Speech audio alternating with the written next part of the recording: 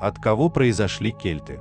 Рослые воины с пышными усами, покрытые татуировками, были грозой Рима в начале его восхождения.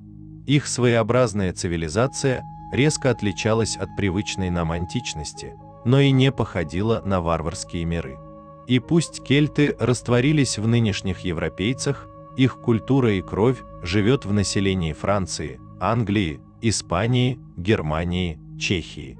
В V веке Геродот упоминает кельтов на крайнем западе Европы, так и на Дунае, что позволяет предполагать огромную территорию, что заселил этот народ. Кельты появились в Европе первыми среди индоевропейцев. Занимая самый западный край этого мира, где-то в степях, они постепенно уходили на закат. На тот момент эта группа включала в себя протокельтов, протоиталиков и протовенедов, шла единым фронтом по нынешней Венгрии, Австрии и Швейцарии, истребляя, покоряя и смешиваясь с местным населением, древними европейцами. Затем эта группа разделилась. Одна часть осталась на Балканах и в Северной Италии, дав начало иллирийцам и венедам, другая часть перешла Альпы и, оказавшись в изоляции от прежних родичей, вскоре станет италиками, римлянами, злейшими врагами кельтов. Ну а ядро пришельцев из швейцарских Альп постепенно углублялось на запад.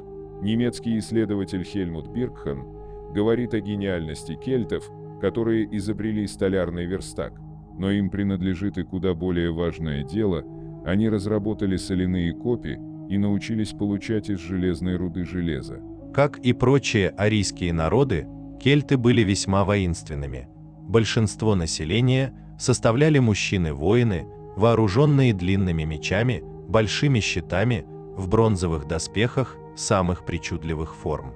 Знать передвигалась на колесницах, которые они использовали еще во времена индоевропейской общности, но затем из-за лесного рельефа Европы колесницы остались только в Британии. Они не знали строя, но своей яростью, жаждой боя и убийства легко сминали древних европейцев. Эта тактика будет давать им успех, но на момент столкновения с Римом она уже будет очень архаичной.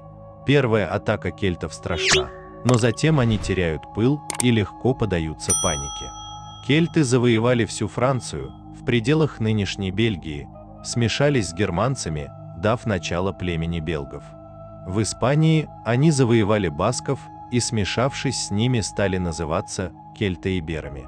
Сотни городов Европы были основаны кельтами. Внутри кельтских городов акробаты и силачи на улицах развлекали горожан. Римские авторы говорят о кельтах-коневодах, и все как один подчеркивают щегольство их женщин. Они носили узкие пояса, подчеркивающие тонкую талию, украшали лицо повязками и все носили бусы из янтаря. Мода в одежде, по-восточному яркой и пестрой, часто менялась. Мужчины все носили усы и золотые кольца на шее, женщины – браслеты на ногах. Затем они приплыли в Британию и, встретив там местных аборигенов, оттеснили их на окраины острова, в Уэльс, Шотландию и Ирландию. Однако смешались с ними настолько, что лингвисты очень долго не могли решить, является ли кельтский язык индоевропейским, настолько он изменился. Этим постоянным смешением кельты отличались от других индоевропейцев, тех же германцев и скифов, считавших себя лучшей частью мира.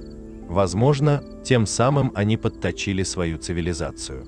Законы кельтов были довольно своеобразными. В военных походах гомосексуализм был нормой. Женщина пользовалась большой свободой, ей легко было добиться развода. Кельты были вспыльчивы и горячи. Частой причиной для драк мог быть даже такой мелкий повод, кому из старших достанется первый, лучший кусок оленя или кабана, а все заканчивалось резней. Еще более жестокие законы царили среди друидов. Да, это мудрецы и целители, и да, они же набивали людьми огромные коконы из лозы и сжигали несчастных живыми, славя своих божеств. Если сначала кельты часто грабили Рим, легко побеждая в бою, то со временем легионы все лучше стали сражаться с кельтскими воинами. Цезарь, не имея численного перевеса в Галлии, путем интриг и поддержки слабых против сильных, покорил весь народ галлов, натравливая их друг на друга, а когда они ослабли все, взял власть в свои руки. Восстание Верцингеторикса уже не смогло повернуть назад процесс романизации галлов. Высадка в Британии обошлась Цезарю большой кровью, и он ушел, но его преемники продолжили дело, покорив и эту часть народа кельтов. Также покорились Риму и кёльеберы в Испании. После этого наблюдается массовый исход кельтов с запада на восток. Кельтов обнаруживают у границ Греции, где они, разграбив страну, переселяются в нынешнюю Турцию. Некие кельтоскифы фиксируются на нынешней Украине. В Чехии оказывается кельтское племя боев. А в Белоруссии находят множество изделий, несущих явное кельтское влияние. Более того, часть названий рек западной части России и Белоруссии имеет кельтские корни, например, Неман, Двина и Десна. Что гнало кельтов из Европы? В недрах Римской империи их ждала ассимиляция. За несколько поколений они теряли язык и культуру, становясь гражданами Рима, привлеченными образом жизни, роскошью и могуществом империи. Быть галлом было непрестижно. Они старались быстрее забыть свои корни, в отличие от чтящих родство германцев. Кельты, оставшиеся в Барбарикуме, были увлечены великим переселением народов, присоединялись к новым лидерам, германцам, и под другими именами снова вторгались в империю.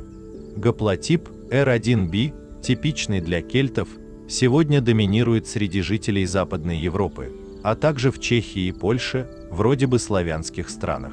Поэтому потомки кельтов живут среди нас, и этот народ продолжает существовать, утратив свое имя и культуру. Пишите комментарии, ставьте лайки и подписывайтесь на канал, если вам понравилось видео.